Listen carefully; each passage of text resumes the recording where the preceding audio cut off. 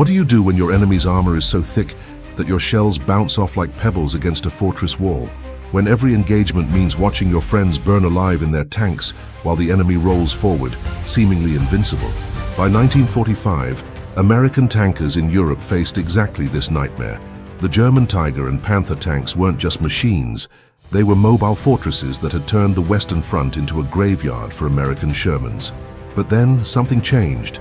Something arrived that would make even the most hardened SS Panzer commander think twice before engaging.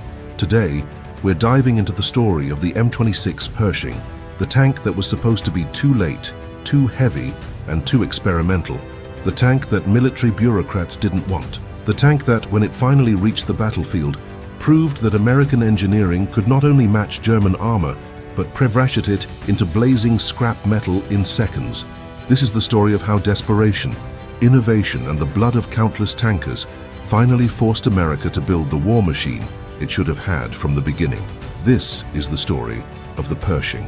March 1945, Cologne, Germany. The war in Europe was entering its final brutal chapter. Sergeant Early and his crew sat inside their M4 Sherman, rolling through rubble-strewn streets, when they spotted it, a German Panther tank positioned at an intersection. The Sherman's 75mm gun was virtually useless against the Panther's frontal armor from this distance. Early knew it. Every American tanker knew it. The kill-to-loss ratio between Shermans and Panthers told the story in blood. It often took 5 Shermans to destroy one Panther, and 4 of those Shermans wouldn't be going home. But Early wasn't in a Sherman that day. He was commanding something new, something that had only arrived in Europe weeks earlier. He was in Pershing number 3 of the first 20 sent to combat. When he gave the order to fire, the 90mm gun roared, and the Panther erupted in flames with a single shot. The M26 Pershing represented more than just a technological advancement. It was an admission of failure, a correction of years of strategic miscalculation that had cost thousands of American lives. Named after General John J. Pershing, commander of American forces in World War I, this 46-ton beast carried the weight of expectation along with its armor plating. It mounted a 90mm M3 gun capable of penetrating 140mm of armor at 1,000 meters. Its own frontal armor measured 102mm thick, not impenetrable, but substantially better than the Sherman's pitiful 51mm. The question that haunted American Armor Command wasn't why the Pershing arrived in March 1945. The question was why it hadn't arrived in June 1944. The story of the Pershing begins not with its creation, but with a catastrophic failure of imagination. In the years leading up to America's entry into World War II, military planners operated under a doctrine that would prove deadly. Tanks were for exploitation and infantry support, not for fighting other tanks. That job belonged to tank destroyers. This fundamental misunderstanding of armored warfare would haunt the battlefields of Europe. When American forces first encountered German armor in North Africa, the inadequacy of this doctrine became immediately, horrifically clear. The M3 Lee was a towering target with a sponson-mounted gun. The early M4 Sherman, while reliable and producible in vast numbers, was already outgunned by German designs. But here's where the tragedy deepens. American ordnance officers knew about German tank development. They had intelligence. They understood that heavier, more powerful German tanks were in development, and they chose to do nothing. The T-26 project, what would eventually become the Pershing, actually began in early 1943. Think about that date. American forces hadn't even landed in Italy yet, much less France.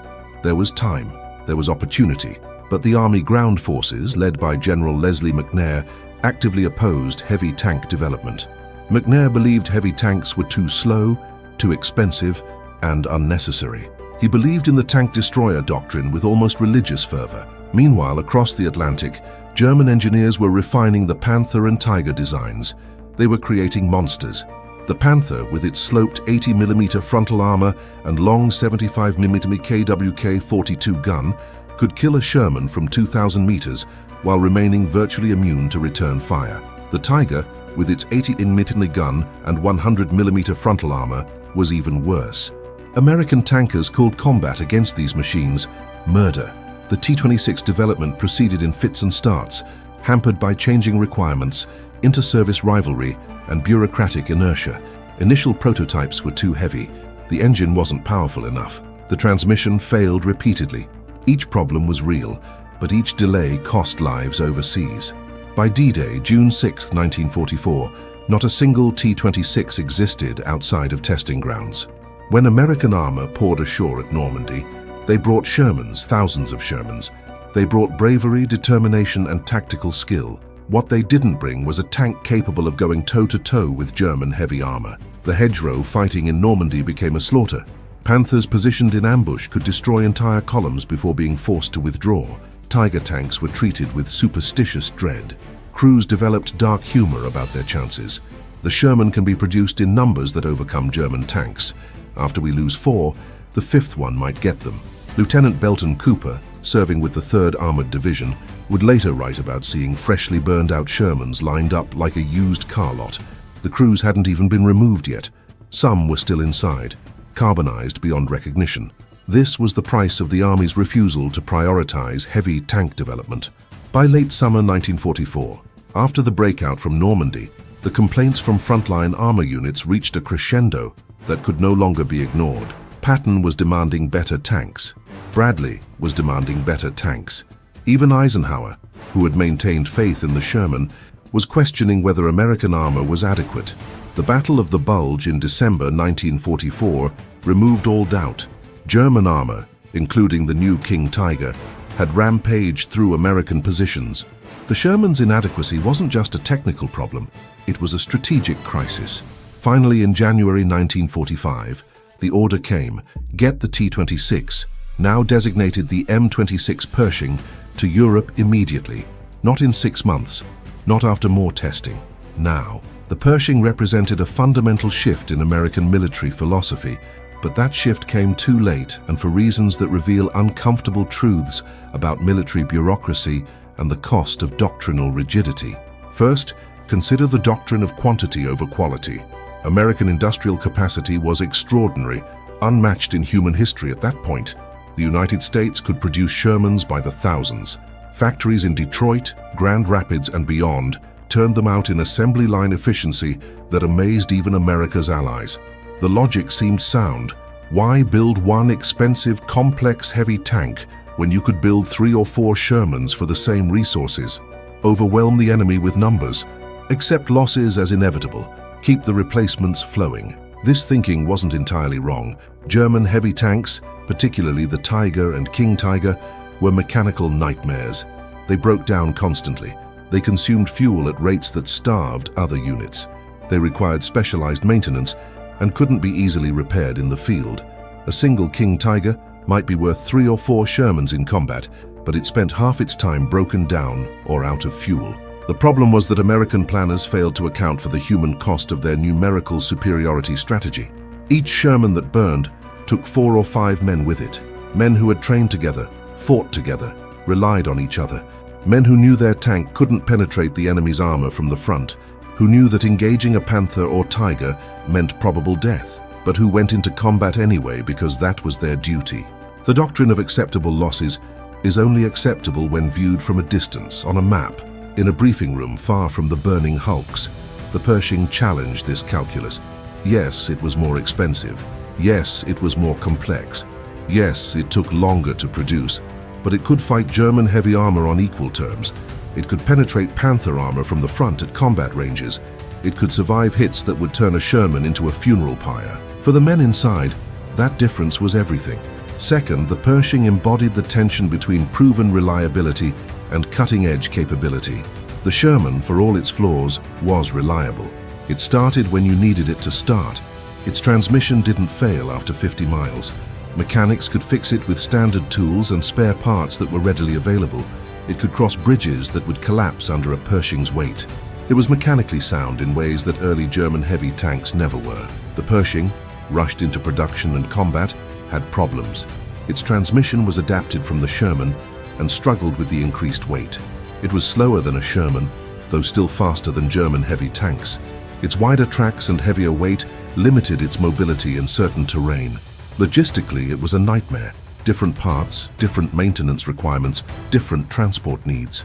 But here's what made the Pershing revolutionary. It was good enough.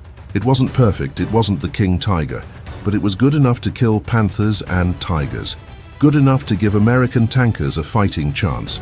Good enough to make German armor commanders think twice before engaging. Sometimes good enough is revolutionary. Third, the Pershing represented a philosophical shift in how America thought about armored warfare. The tank destroyer doctrine, the idea that specialized tank destroyers rather than tanks themselves should fight enemy armor, had dominated American thinking.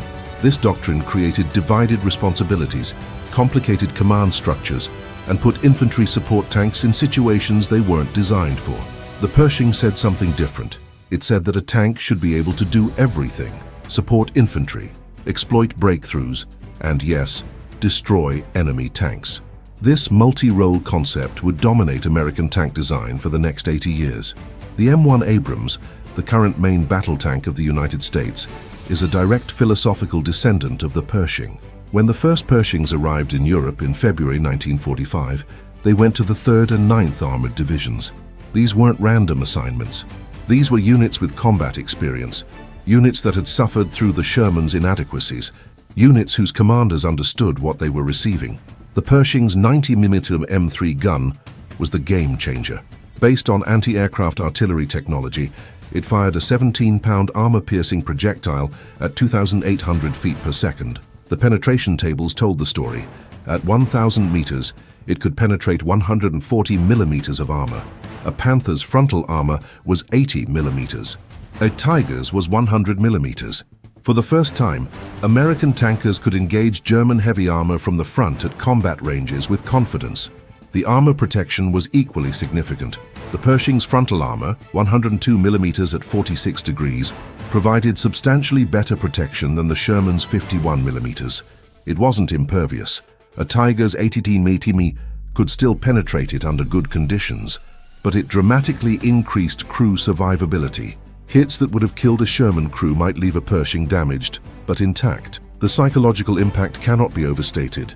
When you know your tank can kill the enemy before he kills you, when you know your armor might actually stop incoming fire, your entire approach to combat changes.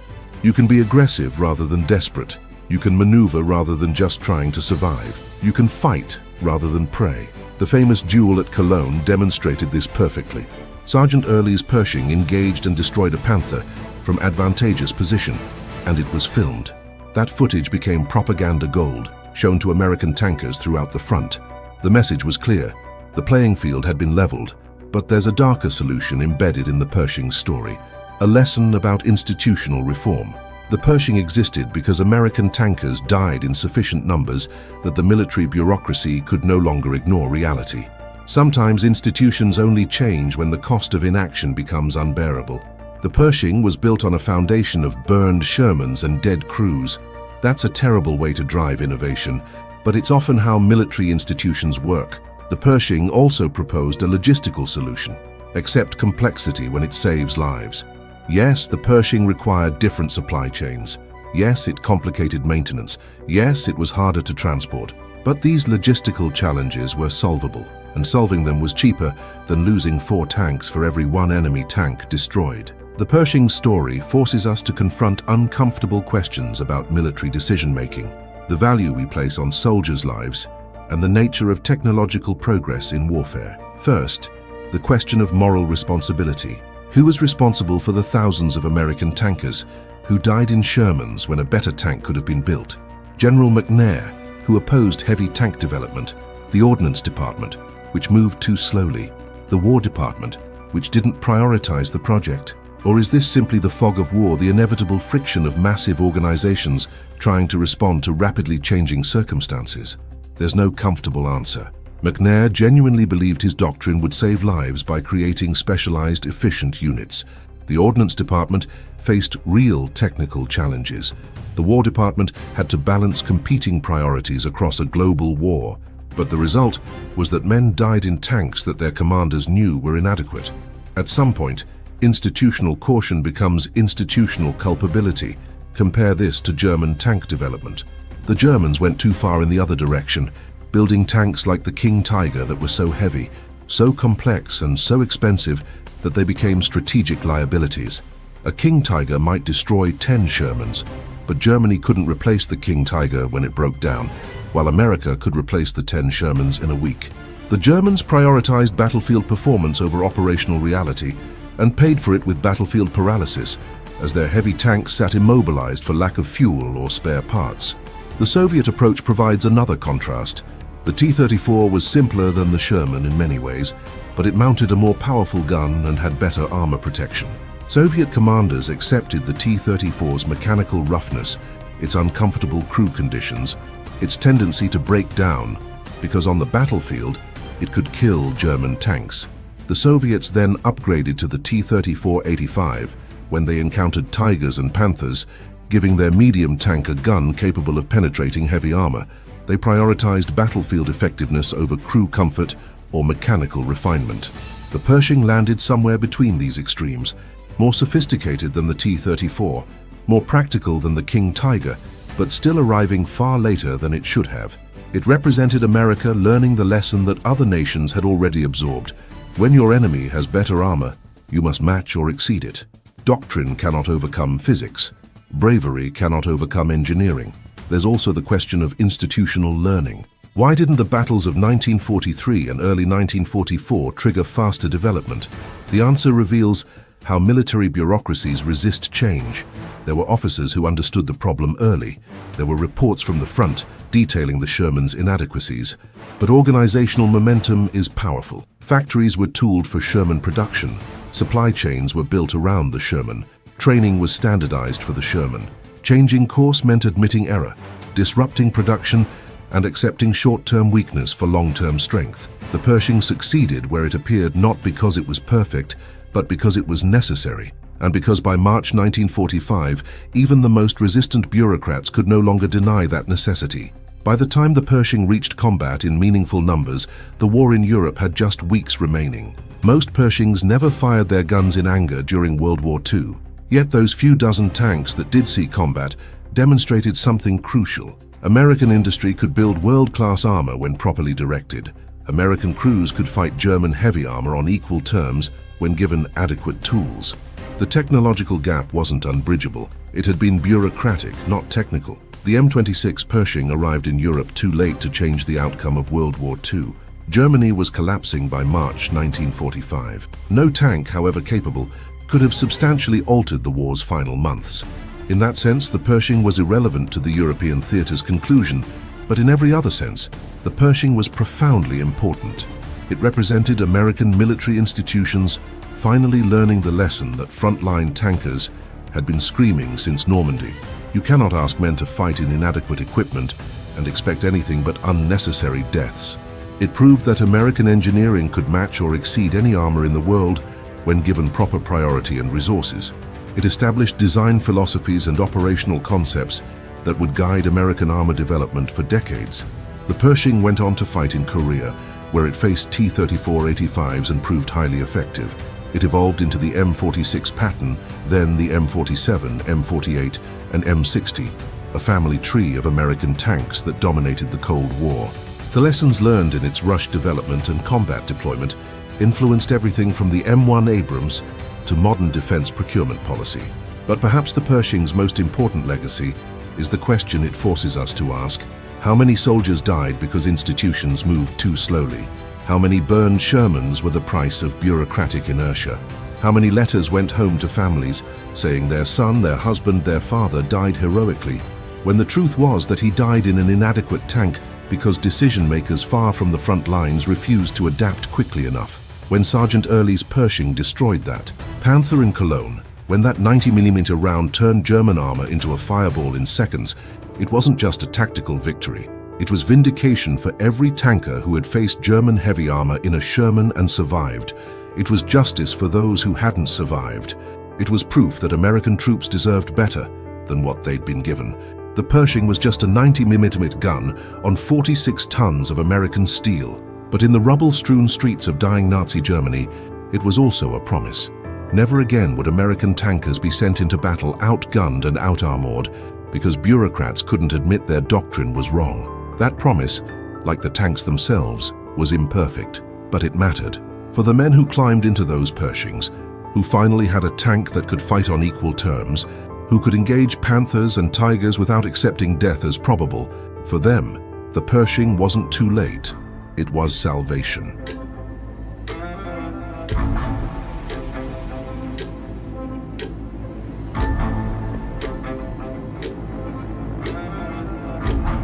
What if I told you that a single weapon changed the course of the Battle of the Atlantic in 90 seconds? That German U-boat commanders, who had terrorized Allied convoys for years with near impunity, suddenly found themselves facing a silent predator that gave them no warning, no chance to dive deeper, and no time to escape. The Hedgehog mortar system represents one of the most dramatic tactical shifts in naval warfare history. This isn't just a story about a weapon, it's about the men who operated it, the submariners who feared it, and the desperate innovation born from watching thousands of tons of Allied shipping disappear beneath the waves. Between 1940 and 1943, German U-boats sank over 14 million tons of Allied shipping, bringing Britain to the edge of starvation. Then came the Hedgehog, and suddenly, the hunters became the hunted.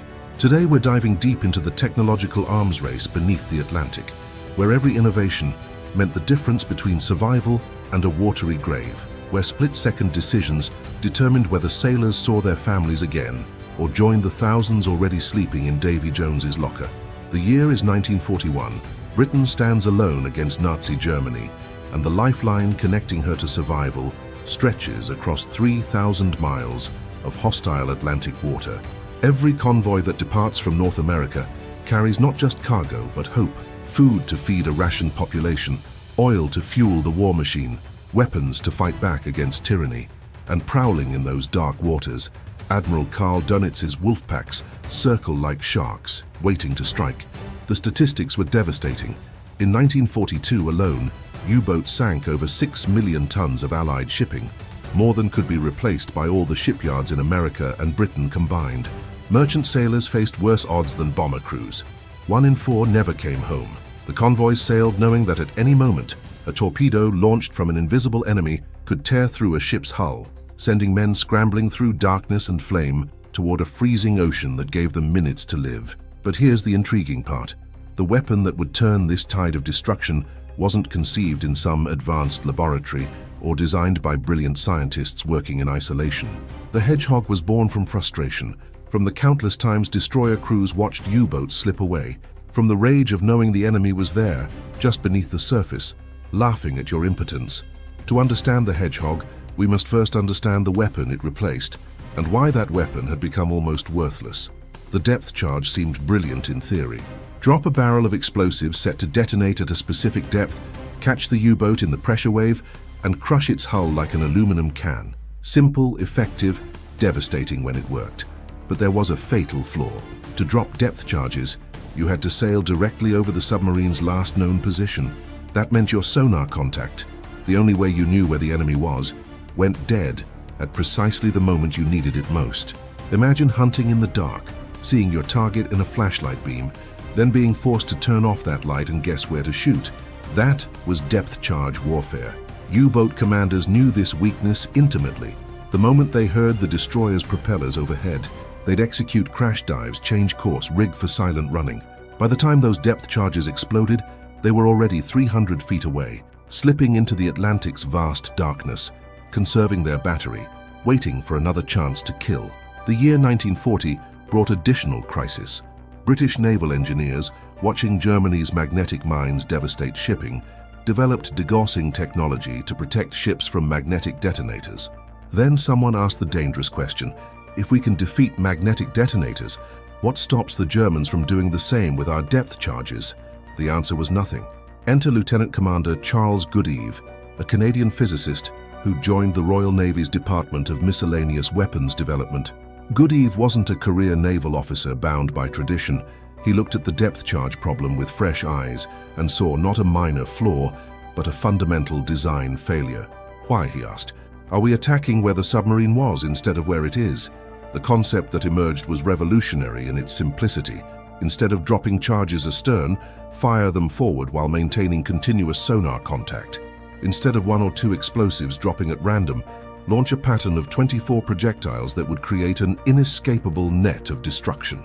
Instead of explosives that detonated on a timer, regardless of whether they found their target, Use contact fuses that only exploded when they struck the submarine itself. That last innovation proved crucial. With depth charges, the ocean erupted regardless of success, creating massive disturbances that destroyed sonar contact for precious minutes. With Hedgehog, silence after launch meant a miss, but an explosion meant confirmed destruction. No more guessing. Either the submarine died or the hunt continued. The Hedgehog embodied a philosophy that extended far beyond naval warfare, the principle that contact equals victory, that eliminating uncertainty changes everything. Each Hedgehog round weighed 65 pounds, carried 35 pounds of Torpex explosive, and could punch through a submarine's pressure hull like tissue paper. The warhead was specifically designed to detonate only on direct contact with a submarine's steel hull, not on impact with the ocean floor or random wreckage. This created psychological warfare of a particularly terrifying kind. German submariners, who'd grown accustomed to the rolling thunder of depth charge patterns, who'd learned to gauge their distance from death by counting explosions, suddenly faced something far worse: silence. That silence meant the destroyer still had them on sonar, still knew exactly where they were, and could fire again and again while tracking their every desperate maneuver. The silence meant they might never hear their death coming. The mathematics were brutally efficient. 24 projectiles launched in an elliptical pattern 200 feet forward of the attacking ship, each following a ballistic trajectory within a spread approximately 120 feet in diameter. If the submarine was within that kill zone when the projectiles arrived, at least one would strike home. That single contact detonation was usually enough. Submarines are fundamentally fragile, steel tubes designed to withstand external pressure, not internal explosions. A Hedgehog warhead breaching the hull meant catastrophic flooding, instant loss of depth control, and frequently the detonation of the submarine's own torpedoes. But here's where the story transcends simple technological superiority and enters the realm of tactical revolution. The Hedgehog didn't just give destroyers a better weapon, it completely changed how they hunted. Previously, anti-submarine warfare followed a predictable pattern: detect, approach, lose contact, guess, attack, search for debris, hope you got lucky. The U-boat had multiple opportunities to escape during this sequence. With Hedgehog, the sequence became detect, approach while maintaining constant contact, fire while still tracking, analyze results instantly, fire again if necessary. The U-boat's window of opportunity to escape collapsed from minutes to seconds. Evasive maneuvers that once meant salvation now merely delayed the inevitable. The implementation of Hedgehog across the Allied fleet transformed the Battle of the Atlantic's brutal calculus. Between 1941 and 1943, conventional depth charge attacks achieved kills in approximately 6% of engagements. 6%. For every 17 U-boats detected and attacked, only one died. These odds meant U-boats could be aggressive, could take risks, could surface to charge batteries with relative confidence. Hedgehog changed those odds overnight. Ships equipped with the weapon system achieved kill rates exceeding 24%, 4 times more effective than depth charges. More importantly, those odds improved with experience. Skilled operators who understood sonar tracking and projectile ballistics pushed success rates above 30%. Nearly 1 in 3 attacks now resulted in confirmed kills. The implications rippled through both fleets. For Allied convoy escorts, Hedgehog provided something beyond mere effectiveness. It offered hope. Destroyer crews who'd spent months watching merchant ships burn while their depth charges accomplished nothing suddenly possessed a weapon that worked. The frustration, the sense of impotence, the rage at being unable to protect the men they'd sworn to defend, all of it transformed into deadly competence. Morale soared. Aggression increased. For German submariners, the psychological impact proved equally devastating. U-boat crews were volunteers, elite sailors who'd undergone rigorous training and selection. They accepted danger as the price of their warrior status. But the Hedgehog introduced something more insidious than danger. It introduced helplessness. There was no tactical response to a weapon that tracked you continuously and attacked from beyond visual range. You couldn't shoot back. You couldn't maneuver effectively. You couldn't even know with certainty whether the attack had failed until enough time had passed to convince yourself you'd survived. The stories from German survivors reveal the psychological toll. One U-boat commander, rescued after his vessel was destroyed by a Hedgehog attack off the coast of Ireland, described the experience as being hunted by a ghost that knew our every move. that waited with infinite patience for the perfect moment to strike. The tactical doctrine surrounding hedgehog employment evolved rapidly. Early attacks often failed because operators attempted to fire too quickly before establishing a solid tracking solution. Experience taught patience that extra minutes spent confirming the target's course and speed meant the difference between a perfect firing solution and wasted ammunition.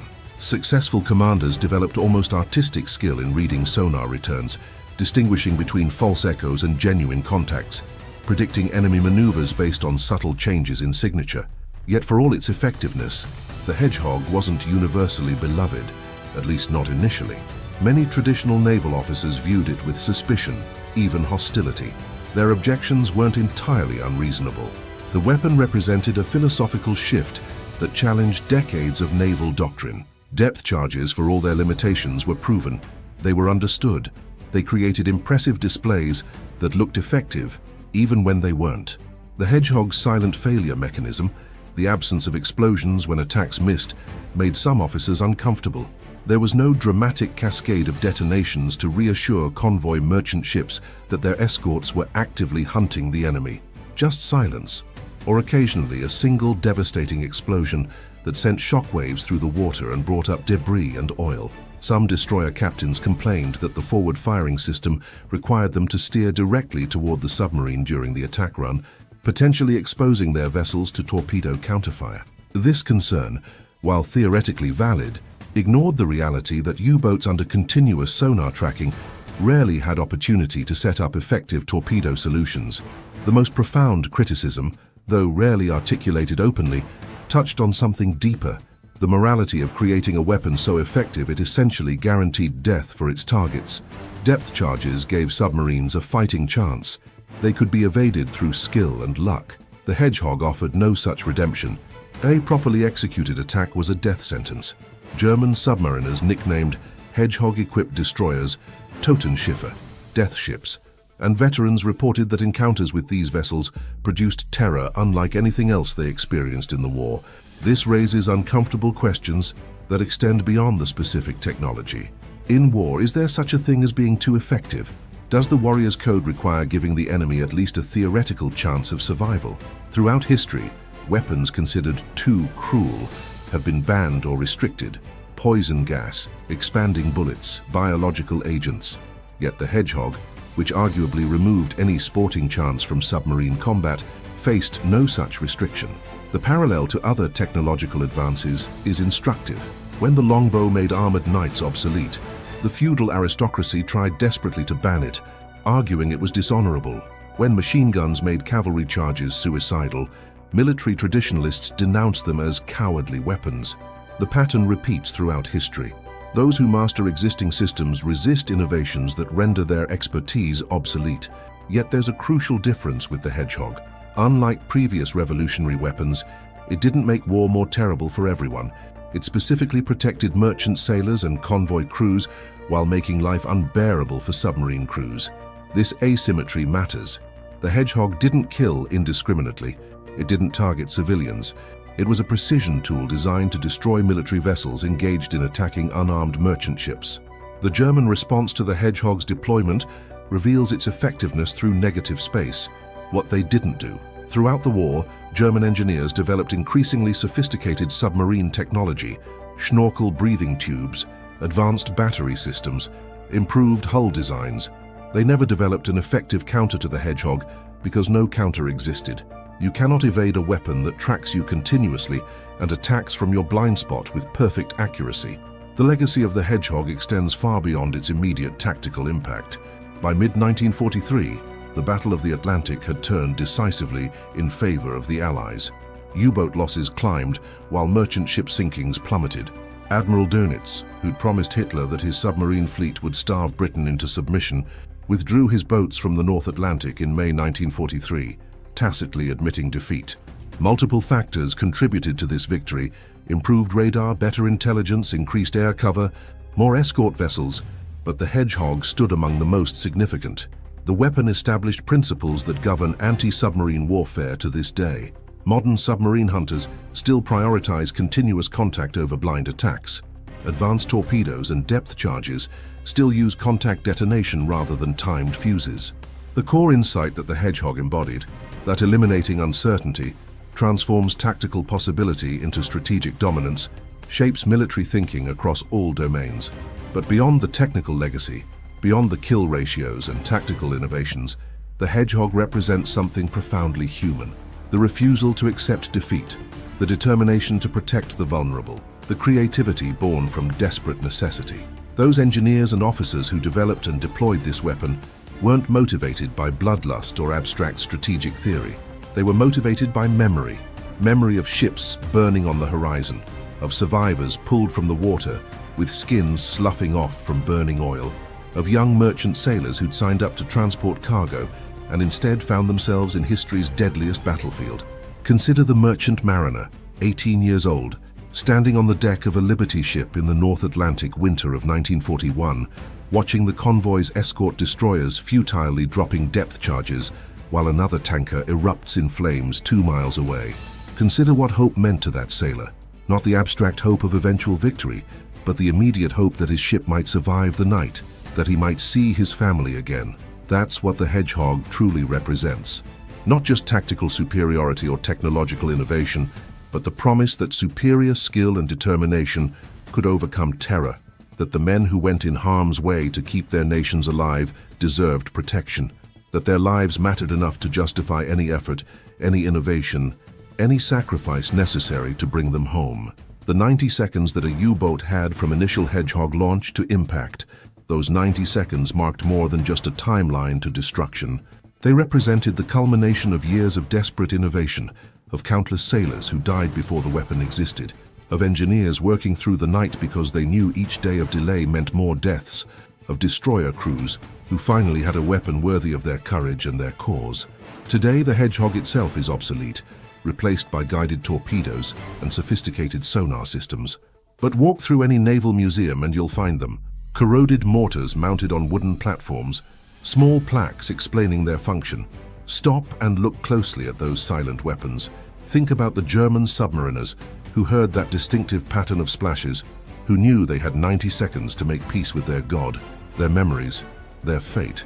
Think about the Allied sailors whose lives these weapons saved, who made it home because somewhere in the North Atlantic, a Hedgehog found its mark. The Battle of the Atlantic was the longest continuous military campaign of World War II. It lasted 204 months. It cost 72,000 lives. The Hedgehog didn't prevent that tragedy. It came too late to save the men already lost. But it helped end the slaughter. It turned the tide. It gave hope to men who'd had none. And in the end, isn't that what we fight for? Not for territory or ideology or abstract principles, but for the simple, profound right to come home, to survive the night, to see another dawn, to have a chance. The Hedgehog gave merchant sailors that chance. It transformed them from victims into survivors. 90 seconds, that's all it took. 90 seconds from launch to impact, from hunter to victory, from hope to confirmation. Those 90 seconds changed the war. They saved thousands of lives. They exemplify human ingenuity, determination, and the refusal to accept defeat. And they remind us that sometimes the difference between victory and defeat, between survival and death, between hope and despair, comes down to a single innovation, a better idea, a weapon that works when nothing else will. The Hedgehog worked, and because it worked, sailors came home, nations survived, and freedom endured.